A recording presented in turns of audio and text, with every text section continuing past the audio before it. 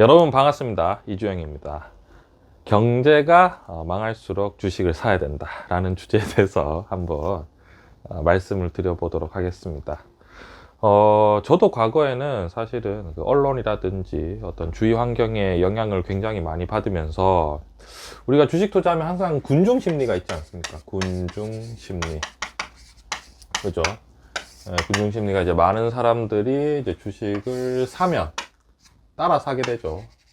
그리고 어떻게 보면 주식을 팔면 같이 따라 팔게 되는 것들을 이제 군중심리라고 하는데, 보통 저도 과거에는 군중심리에 굉장히 이제 휘말렸습니다. 그리고 굉장히 무력했죠. 많은 사람들이 장이 좋다라고 하면은 이제 아무래도 조금 더 긍정적인 반응을 보였고, 이제 안 좋다라고 하면은 이제 약간 벌벌 떨었죠. 무서워 막 이렇게 했었습니다. 근데 제가 이제 투자를 20년 동안 주식 투자를 하다 보니까, 주식 투자라는 게 사실은 굉장히 이제 늘 말씀드리는데 심플하잖아요. 주식이라는 게 결국은 우리가 차트 있지 않습니까? 차트죠, 차트. 결국은 여기는 이제 뭐냐면 가격이 나옵니다. 세로선이죠.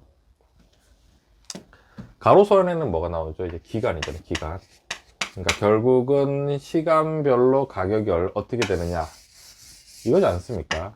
말씀드리고 싶은 요지는 뭐냐면, 주식이라는 게 심플하는 게 오르는 거 아니면 떨어지는 거 밖에 없잖아요. 오르는 거 아니면 떨어지는 거 밖에 없는데, 제가 20년 동안 가격을 지켜보다 보니까 주식이라는 게 오르면은 떨어지고 떨어지면 오르고, 이거를 이제 계속 반복을 합니다.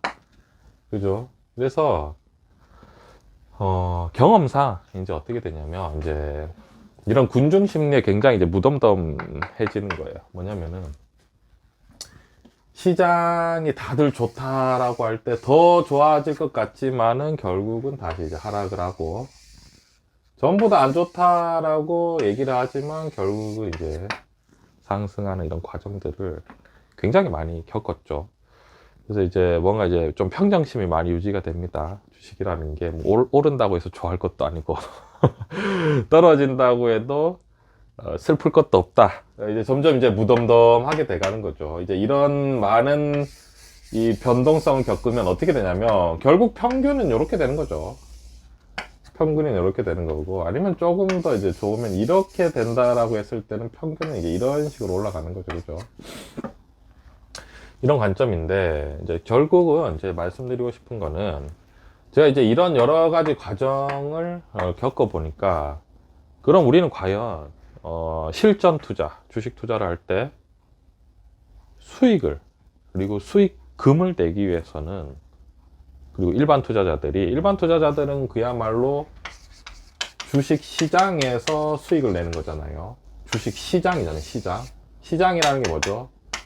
매수와 매도가 끊임없이 눈치를 보면서 계속해서 시장 가격을 만들어내는 그런 주식 시장이지 않습니까? 예를 들어서 뭐 외국인이나 뭐 기관 투자자 같은 경우에는 뭐 대량 거래, 시간 외 대량 거래, 뭐 블록딜을 한다든지, 뭐 여러 가지 뭐 회사채를, 여러 가지 주식에 조건을 붙여서 여러 가지 채권을 만들어낸다든지, 이제 다양하게 수익을 낼 수 있는 어떤 것들이 이제 일반 투자자들보다는 훨씬 많잖아요. 근데 오로지 개인 투자자 같은 경우에는 주식 시장에서 수익을 내기 위해서는 그야말로 이 매수와 매도, 그러니까 그야말로 전쟁터에서 그야말로 정말 정직하게 정직하게 투자를 하는 거죠. 매수와 매도의 싸움을 가지고 하는 건데, 그러면은 어느 게 더 확률이 높을까 라고 생각을 하면은, 사실은 많은 사람들이 기회라고 말할 때보다는, 많은 사람들이 위기라고 말할 때 그 뭐랄까 수익률의 확률이 저는 훨씬 올라가는 것 같더라고요. 그렇지 않겠습니까? 왜냐하면 일단은 군중 심리에 반하는 거죠. 많은 사람들이 좋다라고 할 때 서서히 물량을 줄이고, 많은 사람들이 힘들다고 할 때 서서히 물량을 늘리는 거는 굉장히 오히려 더, 그죠, 기회가 될 수 있다라고 생각을 하고, 최근에 시장이 굉장히 힘듭니다. 그죠? 시장이 힘들다는 게 주식 시장 말하는 게 아니라 우리 현실 시장이 너무 힘들죠.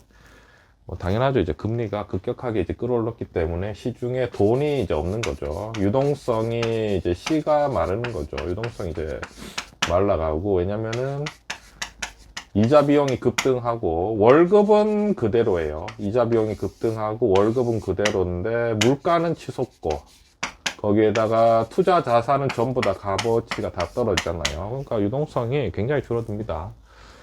그러니까 이제 일반 현실 시장은 모두가 위기를 말하고 있는 이 상황이 있지만, 오히려 이럴 때 주식 투자를 우리가 주식을 계속 사모아 간다면 상대적인 겁니다. 상대적인 거. 많은 사람들이 이제 상승 구간이죠. 많은 사람들이 기회라고 말하는 이 구간보다는, 그죠?